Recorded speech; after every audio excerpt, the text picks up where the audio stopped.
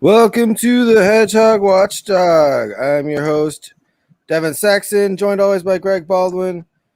We are the meme team behind Libertarian Party South Dakota. South Dakotans Against Prohibition.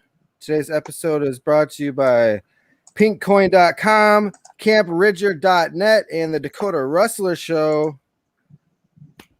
Big show today. We're going to be talking about Freedom Fest in Rapid City. That was from Wednesday to Saturday last week. We had some big names come through our booth. The number one, I would say, showcase of our booth was that Citadel 12 gauge semi-automatic shotgun that everybody wanted to hold up and get their pictures taken with. Yeah, did you see that? I guess I should have screenshotted that. That Spike Cohen versus Martha Bueno. Yeah. They had a Twitter poll on who wore it better. They were posing with our shotgun. Actually, I can find that real quick. That was kind of funny. Kaylor Nygaard says, "Pump for the show." Yeah, if you're watching on our live stream, I got some footage of Spike Cohen at our booth playing in the background while we're talking. Well, yeah, it's pretty cool seeing Spike Cohen came to our booth. We had Larry Sharp come over. And we even had some like non-libertarians, like Austin Peterson came over. Yeah. I think Maj Toure came over. Yeah, all the big people came to our booth. Our booth was probably the best, if I do say so myself. We're supposed to have Kent Wisely on shortly here, hopefully. Yeah, we were trying to get everyone who manned our booth. Shout out to everyone that in the Libertarian Party of South Dakota that helped out with our booth. Worked it for 4 days. Corrigan.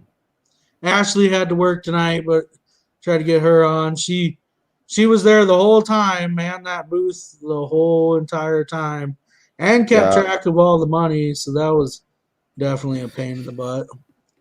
That's a pretty big story in itself, and how much money we managed to raise. I think it came out to like $2,200, which I'm pretty sure is an all-time record in like one event.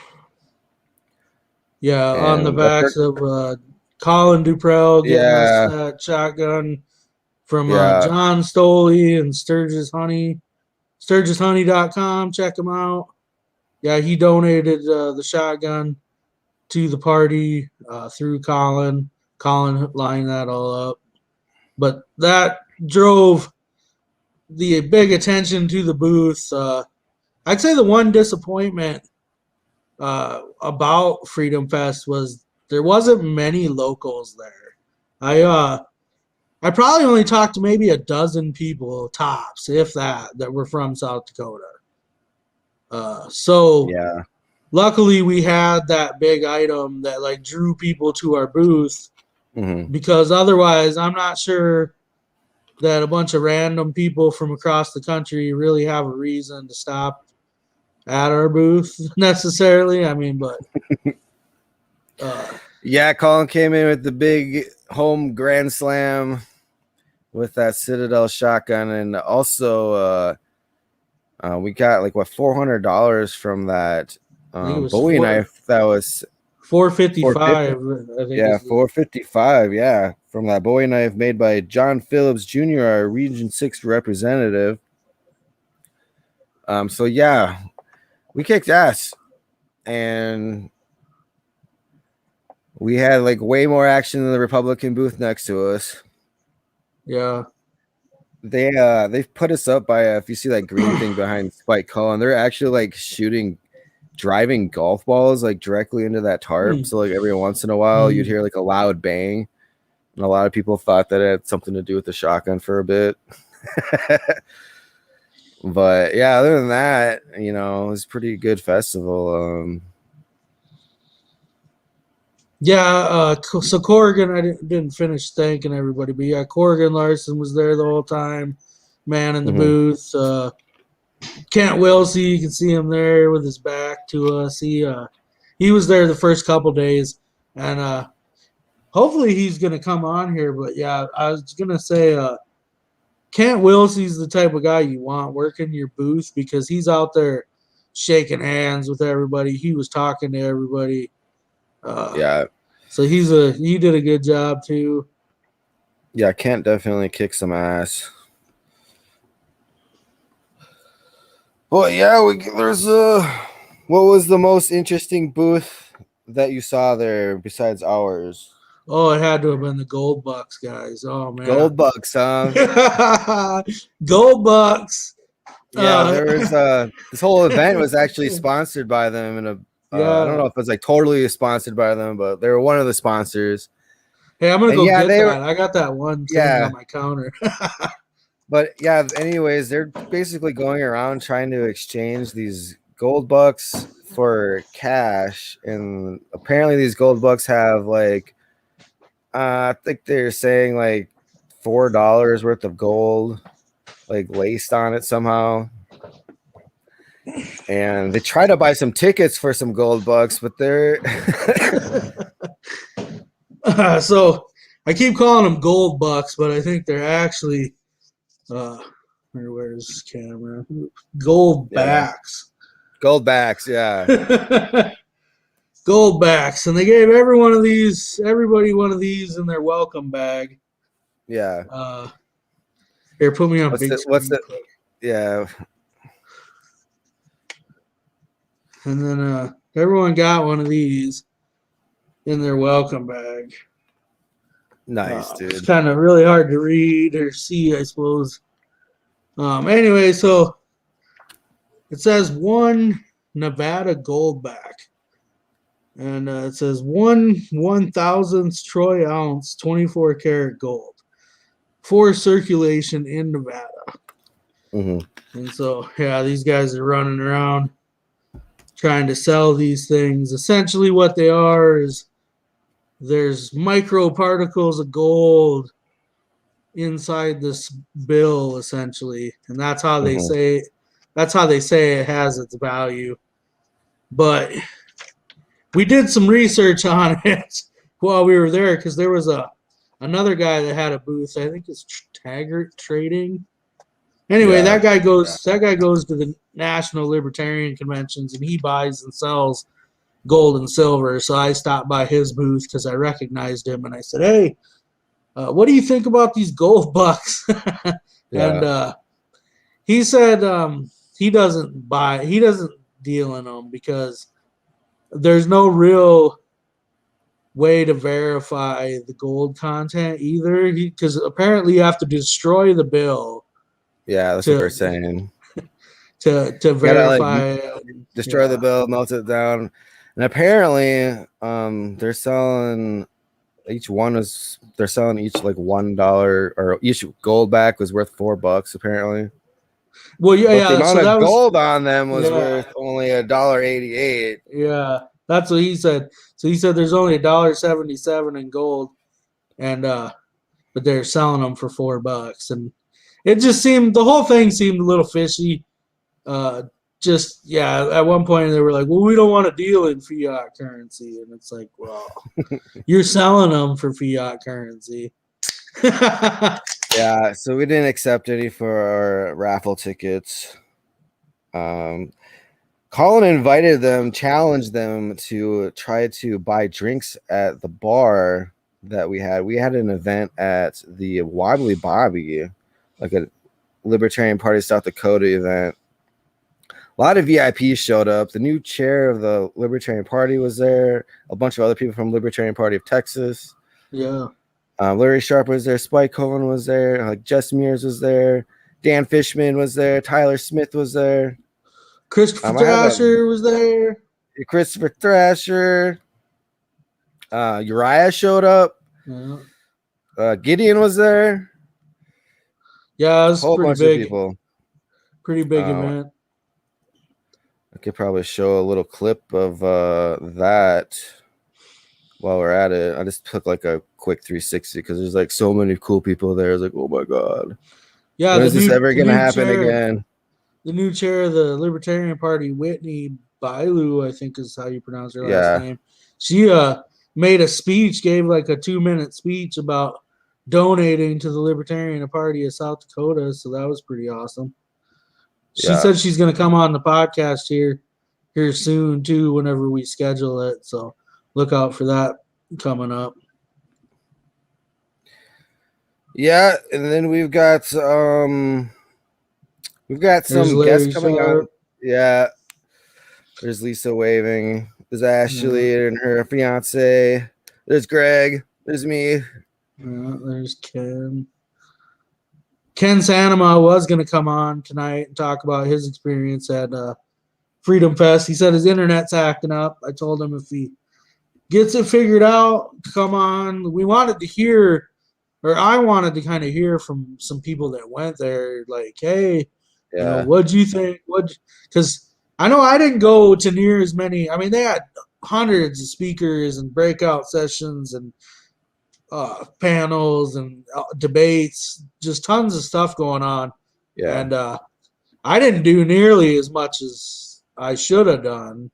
I kind of hung out in that exhibit hall most of the time, to be honest, just kind of hovering around the booth and watching, which there was a lot of action at our booth. So that was cool. But yeah, there was a ton of shit that I missed. I mean, so yeah, I kind of wanted to hear, what other people, if you're watching and you were there, comment or something. But like, what was your favorite thing you did there? What was the favorite panel, something like that? Yeah, let's get some comments. I'm trying to find another video here of the Wobbly Bobby here. Okay, here's one. Well, we did get one comment, but it wasn't about Freedom Fest. But yeah, who did end up winning the shotgun? Oh wait, let me get that video primed up first about actually. Oh no. Oh, that's on the Libertarian Party of South Dakota page, I think, right? What? Didn't we like live that when she showed up to get the gun? Yeah, it's on the state page. I've got it. Here's one more look at that bar scene. Oh wait, no, it's not. What's going on? No. What is this? Isn't that what I had up? Oh my god. This is what I want to play. Here we go. Is this still on screen? Oh my god, my computer's being so slow right now. I'm just trying to. Oh my god, dude. I give up. I tried. It's just showing a bunch of memes and stuff. What the hell? Let me get the scene up where the Citadel shotgun was won. Just scroll into the Libertarian Party of South Dakota videos quick here. Yeah, that's what I was gonna do. But yeah. So that was pretty cool. We had a lot of people gathering around the booth, waiting to see who won the shotgun and the knife. Kind of odd, honestly, that just who won both items, to be honest. Yeah. All right, I got the video finally.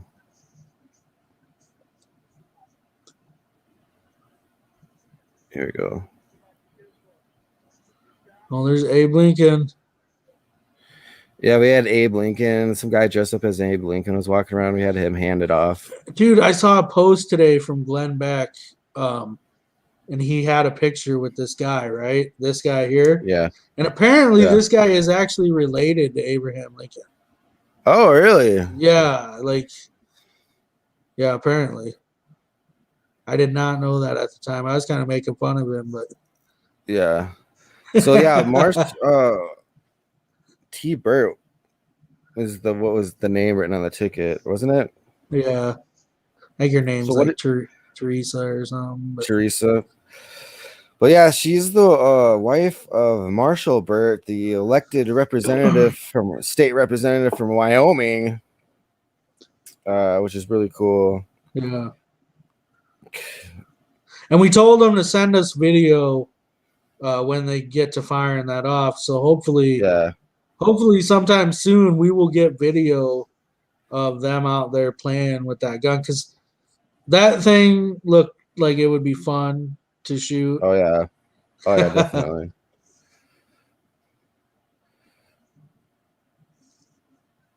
But yeah, it's kind of crazy that she won, and I think they only had bought like 6 tickets. They had only put in $50. Nice. So nice score for $50. Yeah, yeah, it's like an $829 or whatever shotgun.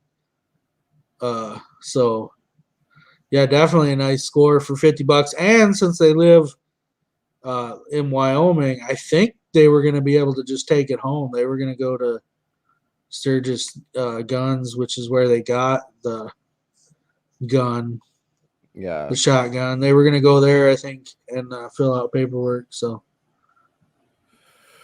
yeah, definitely like the coolest raffle this party's ever done for sure. Shout out to Colin and Sturgis Honey and everybody else, Sturgis Guns, for making that happen. Glenn Boyer.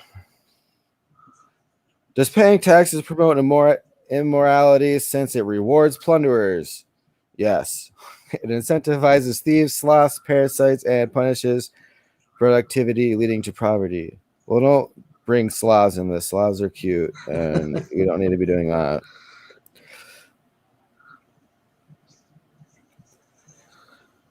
But yeah, I've got a video lined up too of like a little walkthrough I did, and we can maybe talk about some of the other cool booths as I'm walking by them. Yeah, so we didn't have a video of the guy that won the knife. So I got some pictures. I'll try to pull it up later if I can dig into them and find it. So anyway, yeah, local guy ended up. Oddly enough, a local guy ended up winning that knife. He had only bought 2 tickets, so it was a good investment for him for $10. Yeah, it ended up going for $455. Again, thank you, John Phillips. Yeah, that thing looked pretty awesome. All right, let me get this video playing.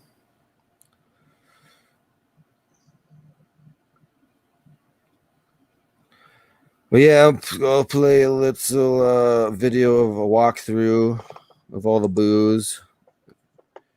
Then we'll talk about some of them if anything of interest pops up. Oh wait, that's the wrong one. Ugh. I didn't go to a whole lot of booths. I did stop at Larry Sharp's booth. We got a couple copies of his book that he just did. Yeah, I got a coffee mug from him too. I don't know where that is. I gotta find that. I gotta dig that out. Yeah, Larry stopped by our booth a few times. I didn't hit up a whole lot of booths. We definitely had a better booth than the Libertarian Party National Party, for sure. They had better T-shirts. I'll give them that. They had a couple nice shirts for sale, but our booth was definitely better. Yeah, I agree. The Tuttle twins had a booth. They were premiering some video. I never did watch it. I should have. Shoulda, woulda, coulda. There was, like I said, 1,000 things going on at all times. What was your favorite speaking event you went to? I didn't go to many, to be honest. Yeah, I really missed out. I really kind of screwed up. Should have done more. I think a good one was the comedy in libertarianism was a pretty decent one. But then again, I only went to like 1 or 2 because I was busy taking pictures at the booth like the whole time. We went to an accidental one. We went to a crypto. I honestly don't even know what that one was supposed to be about because he didn't. You're big into crypto, and you said it like 15 minutes in. You're like, this guy ain't telling me nothing I don't already know. So Yeah. I don't know if that was like some sales pitch to like the boomer crowd in the audience or what he was even selling, but we accidentally went to that one. We were trying to go to a marketing 101 thing and Yeah. about building your brand Yeah. So we could build the Hedgehog Watchdog out. and then it was all about crypto. And apparently it was the wrong day, so you got to pay attention to that day on that. Yeah. If Ken had come on here, he came to that same panel. I went to one cool panel. It was called Zoomers versus Boomers. Who's worse for America or something like that. Yeah. And Larry Sharp was on the panel as a boomer, even though he's not really a boomer. And then Hannah Cox was on the panel as a Zoomer, and I didn't recognize the other two, but that one was kind of fun. Listening to each other try to say which generation is worse for America. Yeah. That's one I missed. I wish I had seen that one. That one actually sounds really good. Yeah, I saw that. I was like, hey. And then Lisa was actually emceeing that one at the time. I did not know that. So she was introducing everybody or whatever. Nice. Those volunteers, Americans for Prosperity, kind of worked the event and like had like 77 volunteers. And a lot of that volunteering was just kind of introducing speakers and stuff like that. So it wasn't all that hard. But you and I went and saw old Nicholas Sarwark speak. Oh, yeah. Yeah. He was talking about basically collaborating with each other. Yeah, working like a healthy manner or something. Working with anybody to do a common goal or something like that. I can't remember, but yeah, we went there. We got his signature. We got a bunch of signatures on these things we're gonna put in plaques, like these sheets. We did it for the Orlando convention too, and we got a bunch of signatures. We got JP Sears. Colin went and got JP Sears' signature. Like I mentioned, we got Sarwark's signature, Spike Cohen's signature, Larry Sharp, a bunch of other people. And we'll be auctioning off one of those at Freedom Feast, which is September 11th. Oh, Daryl has a comment about the boomer debate. Every generation is a little more dependent on government, so boomers win by default. Well, I can't argue there. That's a good point. Like, hopefully, I feel like I don't even want to imagine what it's going to be like in 20 years. It's probably going to be pretty bad. And then it's going to be the Zoomers' fault.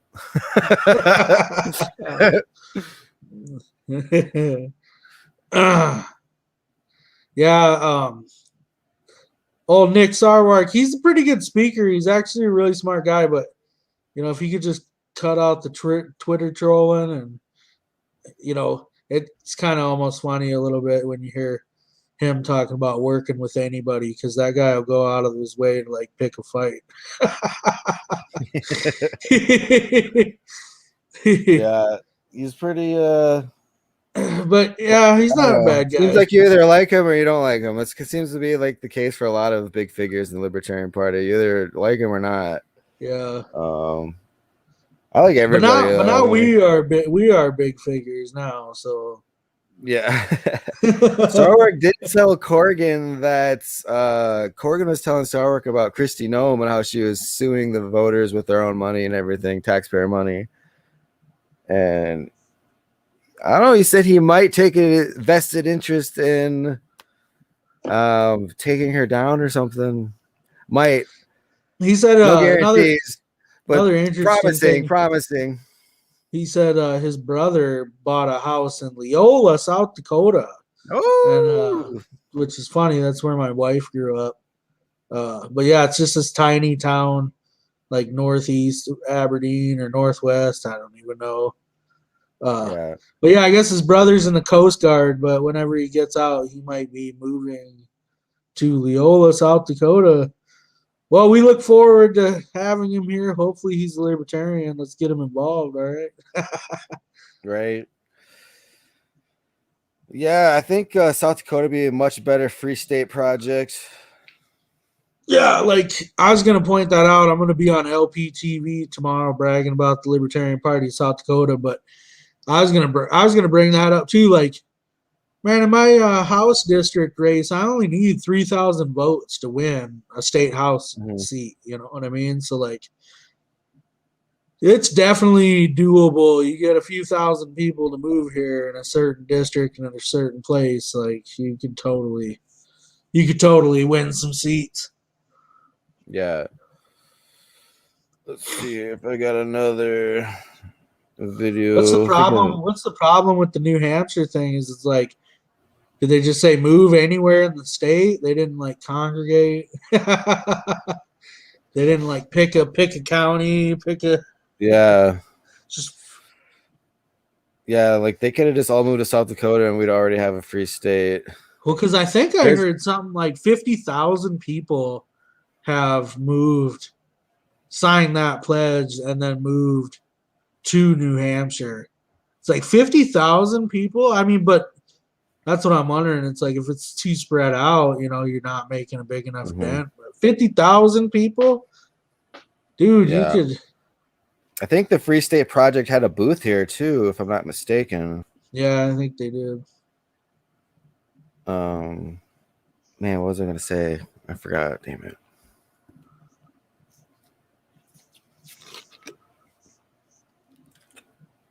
But yeah, I think maybe they came to South Dakota and they saw how cool it was here, and maybe they'll move their Free State Project to South Dakota. I know that this was the biggest Freedom Fest that's ever happened so far, like attendee wise. Unfortunately, I know they've already set their sights on Vegas for the next one, but I don't know, man. I think South Dakota would be a good place to always have it. You never know. They might have to have it in South Dakota again because a lot of states are shutting down again. So it's like, Nevada's shut down next summer. Guess what? Yeah. But something big like this, it takes a lot of planning or something. I thought the Civic Center, I'd never been to the Rapid City, the Monument. I've never been to the Civic Center, but I thought it was pretty nice. A lot of space. I mean, they had a lot of room. Wasn't crowded at all. I think the main downfall for the organizers of Freedom Fest is just the hotel space, because in Vegas you can literally, those hotels are so huge that you can have everyone, 2,000 people staying in that hotel. Yeah. And here they had to be spread out over, I don't know, half a dozen hotels or whatever. I know hotel prices were ridiculously expensive during the event. A friend of ours said they were paying like $330 a night for a room. And another Thrasher, he said, I can't remember, but he found a place, and even that was like $250 a night, which is, and I don't know what Rapid City normal rooms go for, but that seems pretty expensive to me. Yeah. Yeah, we went the camping route, so we saved a pretty good amount of money doing that. Yeah, we had to be cheap about it. You guys, unfortunately, you haven't thrown down on that Patreon. You haven't bought a whole lot of shirts. I would say we were fiscally efficient about it. We're very libertarian about our expenditures. But yeah, there's like 2,300 people here, and that's just the people who bought tickets. I didn't see any like security or anybody walking through checking name badges. So I mean, it's possible you could just walk into this thing. I don't know what it's gonna be like in Vegas, but I don't know if tickets are too much. I might just try crashing it. Is crashing a libertarian convention theft without paying for a ticket? I don't know. There's Avens O'Brien taking pictures.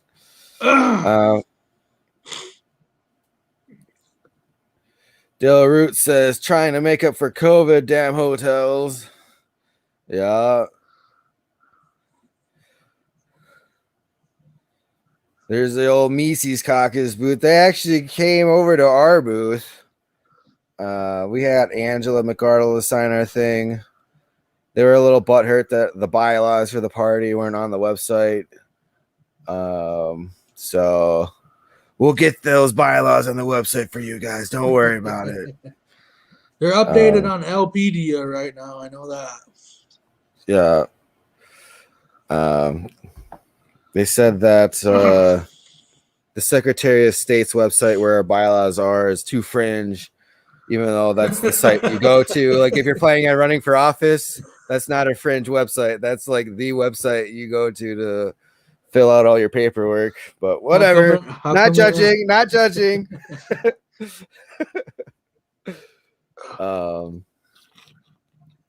yeah, I had a lot of fun there. I was really exhausted at the fourth day. We went touring a little bit. Probably should have not gone touring the first before. day. Yeah, we should probably save that for the last day. Yeah. So we started off this thing like super exhausted, but we were up every morning like 5:30 a.m. getting ready to go to be there at 7 a.m. and then we stayed there all the way till close every day. And I got a lot of pictures to go through still. I'm going to make a Facebook blog post with the pictures.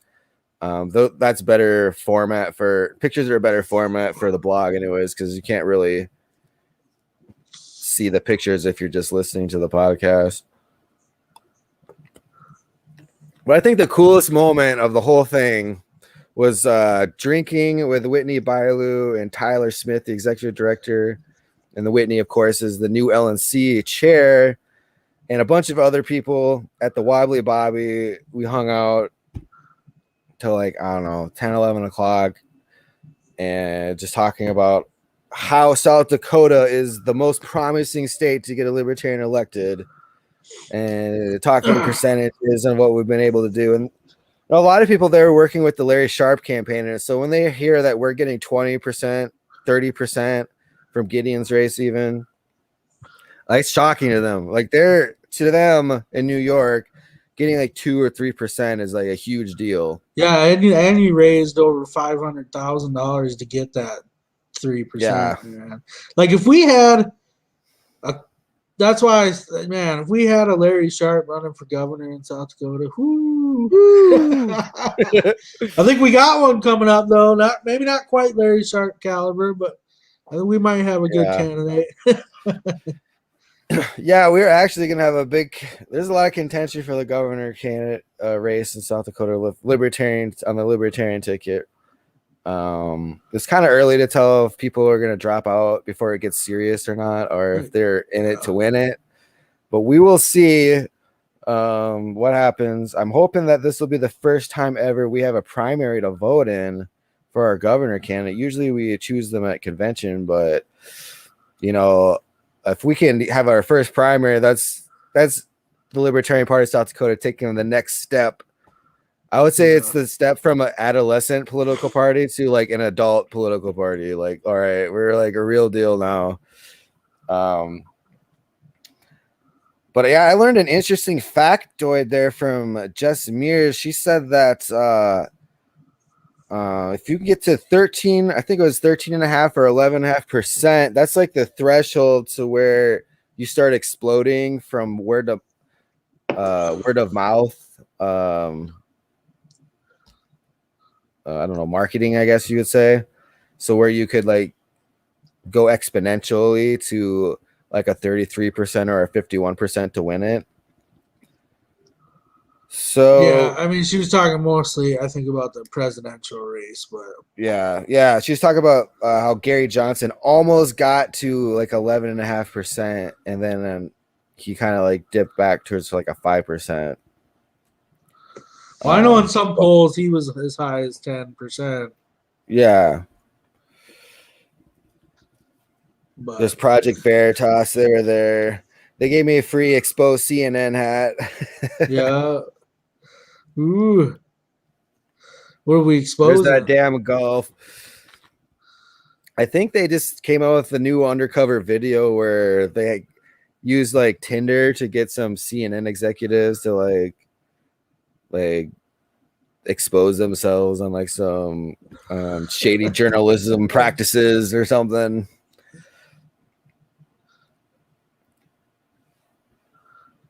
Yeah, there's me always eating.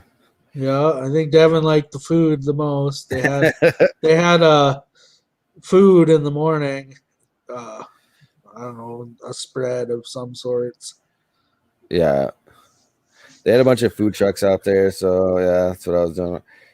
I wonder if I can try this attempt again. Here's a scene from the Wobbly Bobby, like in the actual bar. Yeah, the food Chris at the Harris actual jokes. Civic Center sucked. Yeah, I'll go on record and say that the food that they had at the Civic Center sucked. And they even had a Subway, but for some reason that was never open the 4 days. yeah, that There's was weird. Yeah, and then there's another thing I'll complain about real quick, although it probably saved me quite a bit of money while I was there. Um, they had the drink. They had like the first night the vendor hall was open from 7 to 8:30, and that first night they had a drink cart where you could buy drinks, right? Yeah, And then for the rest of the Freedom Fest, that thing was a dry. I'll call it a dry convention. yeah, There wasn't a drop to drink at that convention hall. You couldn't buy beer. You couldn't nothing. So that would be yeah. my only complaint about Freedom Fest. Is like, dude, if this was a Gonna- libertarian national convention or even yeah, our state convention, like there's booze available. they could have made a lot more money if they would have had a bar open the whole time. That's for sure. Right? Yeah. I wonder if that had to do with like Rapid City, like just being. I wonder if Freedom Fest. I don't know any. We'll have to ask somebody who's been to a couple of them before. Does Freedom Fest Yeah. normally allow alcohol, or is that just a non?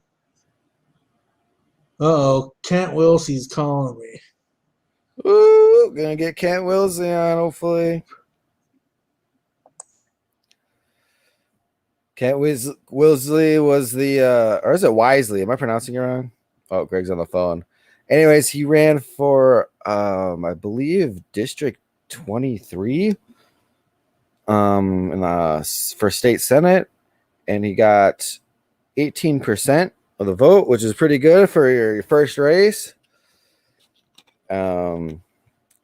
If you're watching the live stream right now, that's actually a magician that came up to our table and started doing a couple card tricks for us, which is pretty cool. I think this is day one. This is when we hardly had any tickets.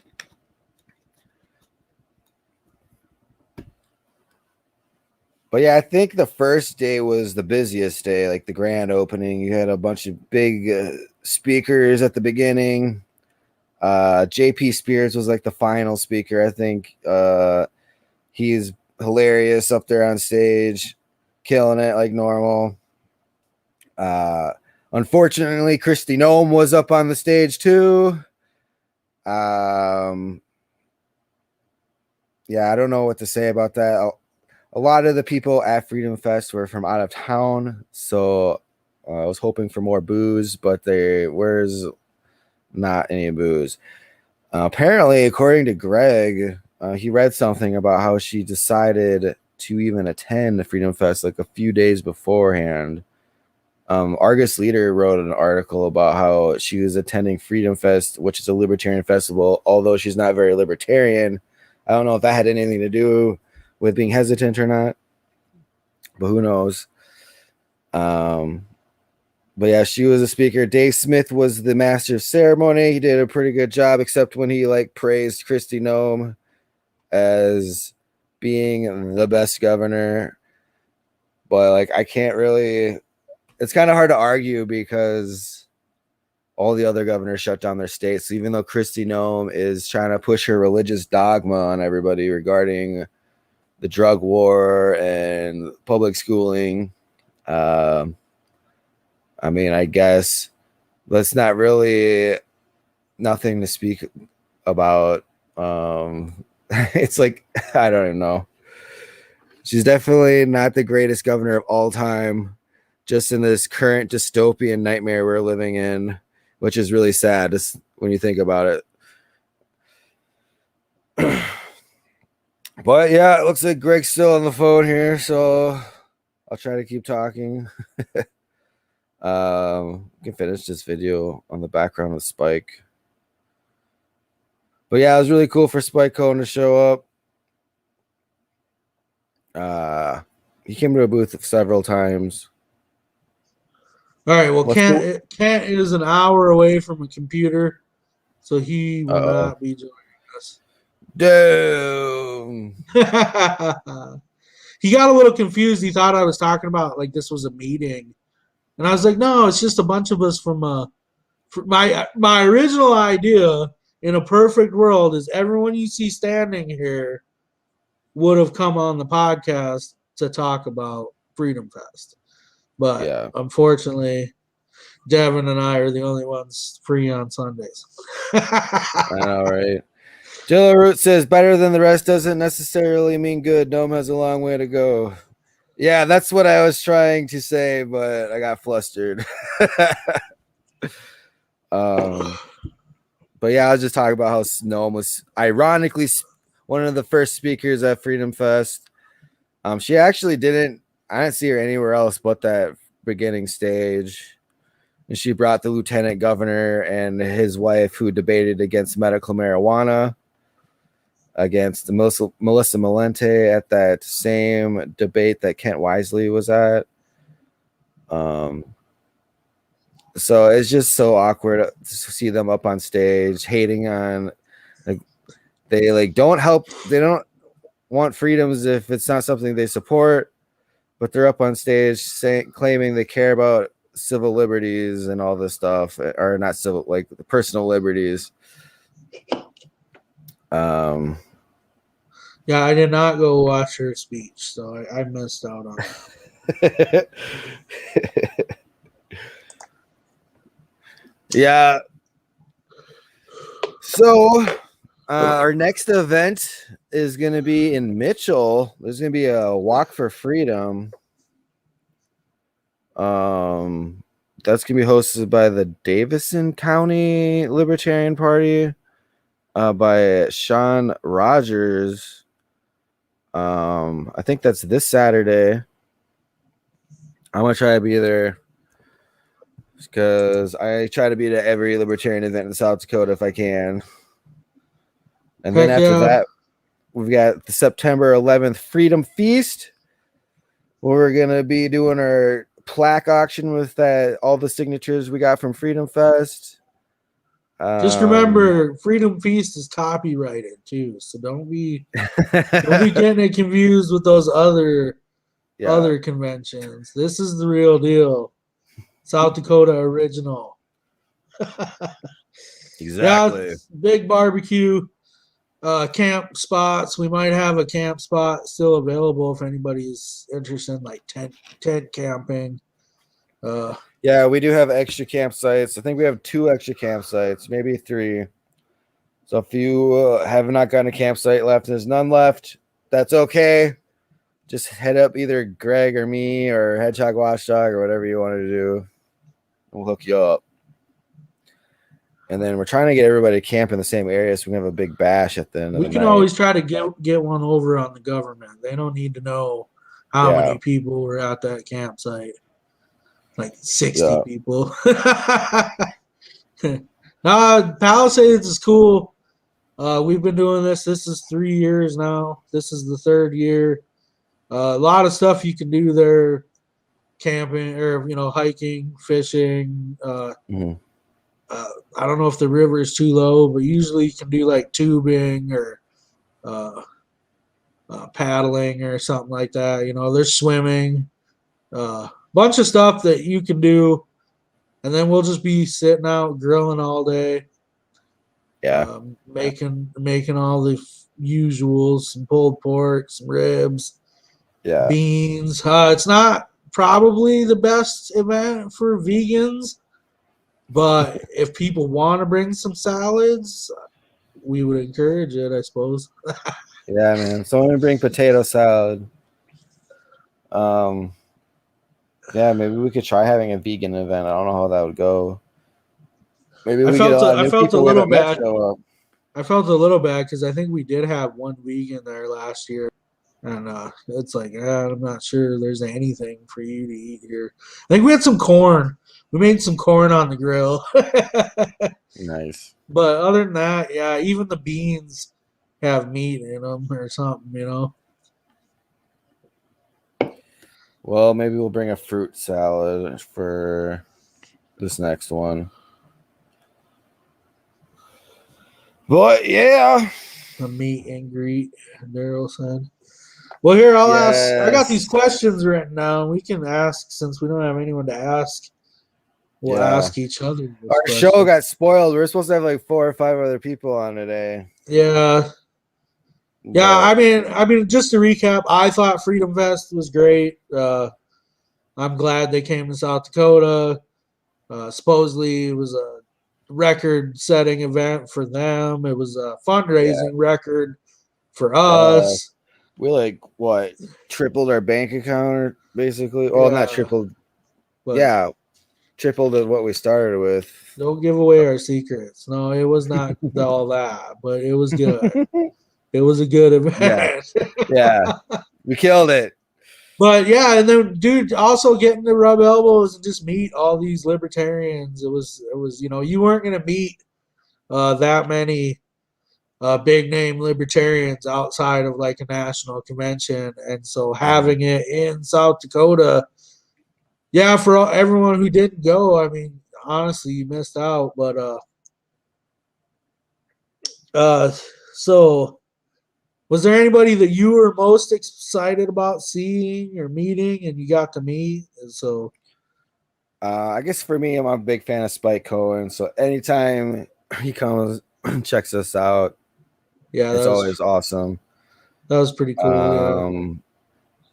Yeah. I think another big name that came was Whitney Bailu. She's so awesome that I got to meet. We met her in person, and like, I've never met her before and don't know a lot about her, but she's probably one of the coolest libertarians I've ever met.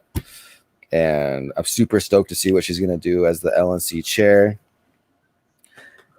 Daryl Root, our Libertarian Party South Dakota treasurer, says our account is at its highest ever.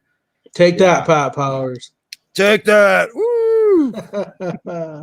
Well, I guess one person I would have liked to meet and I didn't meet would have been Scott Horton. He's kind of he's kind of a big name in the Liberty. Does that antiwar.com. Yeah.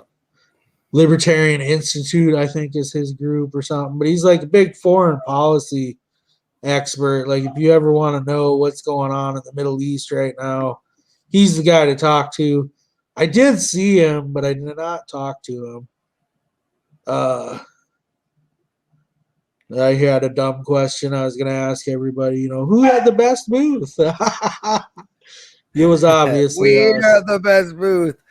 What was the second best booth, do you think? I know, I guess with like size, I don't know, dude. I would say even maybe that golf booth, that was pretty, like a lot of people were whacking that golf ball. Yeah, because I can't remember, but I think he was giving away cash or something like that. There were a couple booths that I want to copy. Like if Hedgehog Watchdog is big enough this time next year, they basically had like all their microphones and stuff. They like had their whole podcast set up at a booth doing live streams there. We tried to do a live stream, but the internet was so whack that after I watched it, I was like, oh my God, it's like chopping in and out. Like we hardly even see it. You could hear us. But yeah, there's a lot of podcasts going live there.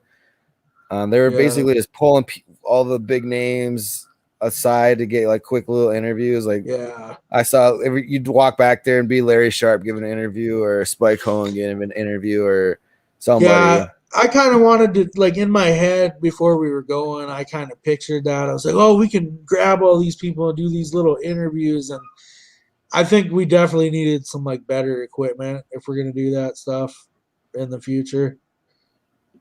Oh, Daryl Root doing a Middle East podcast. Gotta repeat that name. Doing a Middle East. Scott Horton is his name. Scott Horton. Yeah. He runs antiwar.com but he does his own podcast, and the dude like knows everything about like everything over there. Yeah. He interviews a lot of big names and stuff. I listen to his stuff every once in a while. But I guess I had one question I was going to ask everybody too. I thought Freedom Fest was great, obviously, but it was in South Dakota. And would you ever go to a Freedom Fest, in Vegas? Because next year, like you said earlier, it's going back to Vegas. They're talking about possibly rotating it after that, because this one was such a hit. They might move it again, but anyway. Would you go to Vegas now, having been to one? I would go with a media pass again if it wasn't so close to the national convention. Yeah. But yeah, generally speaking, I would.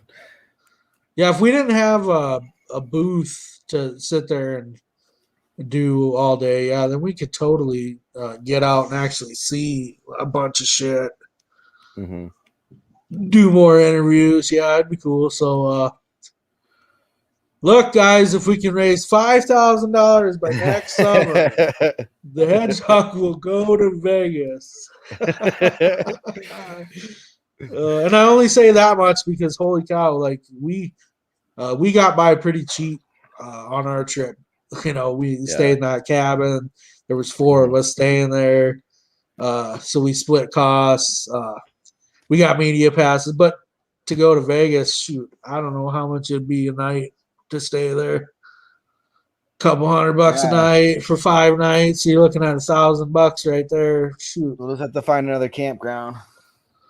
The Las Vegas desert campground. I don't know if I could do. Yeah, I don't know if I could do Vegas in a campground in the summer. 110 degree heat. But it's dry. Man? It's a dry heat though, right? Yeah. There's not humidity like in the Midwest, so we can deal with it. All right. Yeah, we could go check out. We could go check out Freedom Fest. We could go check out Area 51. That would be epic. Anything that you, our viewers, want to send us to go do. Yeah. We would sacrifice for you. Such a sacrifice going to Las Vegas. Right. In a fancy room. Right. But yeah, dude. I think a lot. I mean, yeah, man. I wish it wasn't so much money, but what can you do? I feel like it's more for like a rich people festival. Yeah. There's a lot of money going around in that place for sure. Yeah, they had airports like backed up in Denver. People were complaining about that because Rapid City has such a small airport that I guess flights were getting delayed by like a couple hours or something. Yeah. And but yeah, there was a lot of big. I think there was a lot of big money in town. Because if you can stay in one of them hotels for $300 a night for 5 nights. Yeah, dude, that's basically a booth. That's how much it costs to get the cheapest booth package. Yeah, and if you paid for a booth there, that was one thing I was a little surprised about, but it kind of makes sense. Was like, I thought there would be more vendors that were like trying to sell stuff, T-shirts or whatever, selling whatever, right? But there really wasn't many booths that had actual things for sale. Most they were all like sales pitches, essentially, but they weren't like items for sale, right? I think that was just because if you do the math in your head, and it's a couple $1,000s for a booth, like you got to be doing some pretty good sales to recoup your costs. To recoup your costs on that kind of thing, We did have some confrontations happen at the booth. Did you want to talk about that at all? We had a gentleman that was next to us who thought he was going to convince us to run as Republicans, and that libertarians were bringing down, like, hurting the Republican Party, and that they couldn't, were cheating them out of votes and everything. And it got pretty heated. Yeah. Then we had a racist one morning. It was like bright and early in the morning. Yeah. Some little old man asking us what the difference between a true conservative and a libertarian is. And I said, well, I don't know, probably our social policies, you know. I don't believe in, you know, what pushing my morality on you, and you can kind of do what you want. There's that one guy next to us. Yeah, there's a guy next to us that tried to tell us that we needed to be Republicans because we're hurting the liberty movement by not being Republicans. And then I asked him if he was okay with having a one-party state where the only party was the Republican Party. And then he was like, yes, basically. Yes. But it wouldn't be like China, though, because we'd have primaries. It's like, oh my God, dude. But yeah, continue on with your story about the racist that came to our booth. Oh, yeah. So that guy, so then I was just like, well, yeah, probably our social. Oh, shit. Whoops, we don't believe in, you know, pushing morality. And if as long as you're not violating our rights, you can you're free to do what you want to do. And well, he's like, yeah, well, I believe that too. He's like, but you guys are open borders though, right? And then I kind of tiptoed a little bit around the issue, and I was like, well, you know, some of us believe in more like Ellis Island style immigration policy where it's, you know, make sure they're not a criminal, make sure they don't have any diseases, and that's it, you know. And so he said to that, he said, yeah, but we don't want those people coming in from down there, though, or something like that. And it was just kind of cool because there were like 4 of us sitting there, and we all pretty much in unison were like, what? Who are those people? It's like, because, yeah, you literally just basically outed yourself as a bigot. You're like, yeah, but we don't want those people coming in. Yeah. He's like basically saying we want the good immigrants to come in, not them down there. It's like, dude. Yeah. So that's what separates a quote unquote good conservative versus a libertarian, is that, you know, we're not racist pigs. Those people separate us. Yeah, so you always deal with that kind of stuff anytime you're doing a booth like that. I should be better at dealing with that stuff over the years, but he just basically walked away after that. Like, he wouldn't answer a question. Yeah, he didn't want to answer. We wanted him to elaborate a little bit. Like, yeah, what do you mean by that, man? Let's get down to the nitty gritty. Like, you want to know what the difference is? We'll help you find out right now. Yeah. But yeah, I don't even really know what to do for our outro. Usually we were promoting Freedom Fest for like the last 3 months. Yeah, I know, it's been different. Fest. Now we gotta promote Freedom Feast. But I think that's, everybody knows, that's September 11th. It's free. Just come and get free food, get a campsite. We've got campsites on standby for anybody that wants one. Libertarian Party of Mitchell, Davidson County Libertarians, which is basically Mitchell, South Dakota, is going to have a walk for freedom this Saturday. That should be fun. Dale Root says it's hard to be calm with the mentally blind. Yeah. So next week, supposedly, we're going to have a couple guys we met at Freedom Fest. It's a father and son, and they live probably over by Darrow somewhere, because they live on the Minnesota, South Dakota border pretty much, but on the Minnesota side. And So we met them, father and son. They sound like an interesting characters. The father, I didn't catch all of it, but he has been in ongoing lawsuits with the county or the city. Originally because he put up a wind turbine in his front yard, and apparently, they got ordinances, rules against that. I'm sure. So he's actually had lawsuits going against the county or something like that. That's Like I said, interesting. he's got his own podcast called the Turbine Guy on YouTube, and then his son. So these guys have been fighting the government. That's kind of why I want to interview him.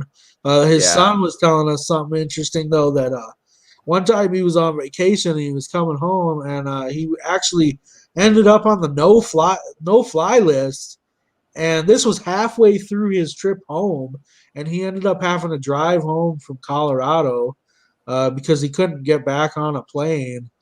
Yeah. But so next week, hopefully, they said they're going to come. I hope they don't flake out. If you're watching this, I'm going to promote you guys next week. You better show up. If not, I guess we're going to talk about some local issues. And then we have another guest coming on who has been having the government steal his cattle off his ranch in Pine Ridge. Yeah. I think, is he coming on like the second half of that show, or is he going to be on a different show? That next week, it'll be the 16th, or it'll be the 15th. Okay. Yeah.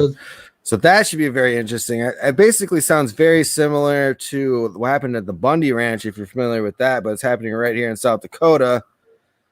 So hopefully we can get some exposure for this gentleman, get some media exposure. The local media is ignoring him, but we are going to give him basically the full show to give his story, and we're going to write some blog articles about that, try to get the word out. Yeah, I'm going to write a blog article about Freedom Fest and get some pictures out that haven't been posted yet. What were you going to say, Greg? I was just going to say, I think it's the same type of thing. This guy's had lawsuits going against the federal government, and so yeah, we, as libertarians and the Hedgehog Watchdog, we want to hear about people that are actively fighting against the government right now. Mm-hmm. Heck yeah! So those should be some good shows. We met both of them out at Freedom Fest. You actually have a picture with the rancher from Pine Ridge holding the shotgun somewhere. But here I'll bust it out real quick here. Can't remember his name, but yeah, that'll be 8/15. So in the middle of August, we'll have him on. Yeah, that's gonna be a good show. Oh man, where did I post this picture? I think it might even be just here. I think I saw it on our page.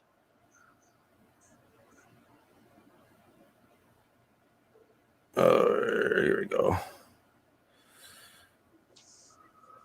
Oh, you even got a video. Yeah, there we go. There's Roger Roots. He's, I think he's I don't know if he's his attorney or just he does so much. He's an attorney. He does investigative journalism. But yeah, he brought this guy to our booth, and he wanted us to hear his story, and we did. And like, this is perfect content for this blog because local media isn't covering it. They don't care. They don't want to hear about a local rancher in South Dakota getting his cattle stolen by the government. I think that's messed up. I think he said something about they were killing him too, or something like that. Yeah. Yeah, dude. So yeah, we're gonna definitely expose this story. Yeah, again, I kind of want these people, these types of guests, because you kind of learn a lot too. Yeah. Learn about what's going on with them and their situations. And actually, I could probably let me stop it real quick here.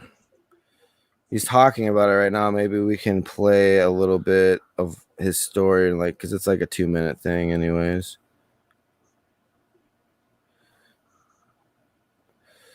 Close out the show with this little tidbit here.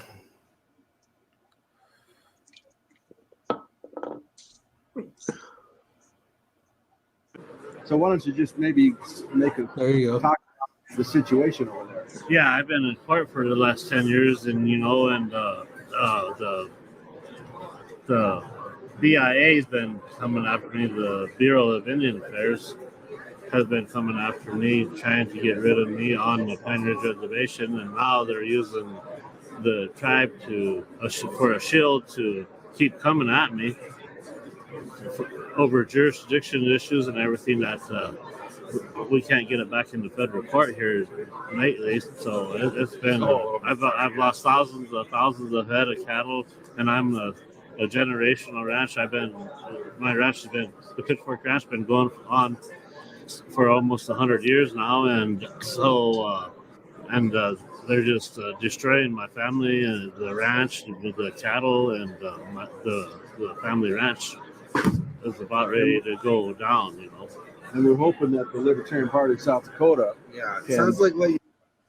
Yeah, so we will interview this gentleman. His name is Curtis Temple, and we'll have him on in 2 weeks. Big story. Yeah. Heck yeah. Government tyranny in our own backyard. Yeah. Shout out to Pink Coin for helping us with our room and board. Shout out to CampRidger.net.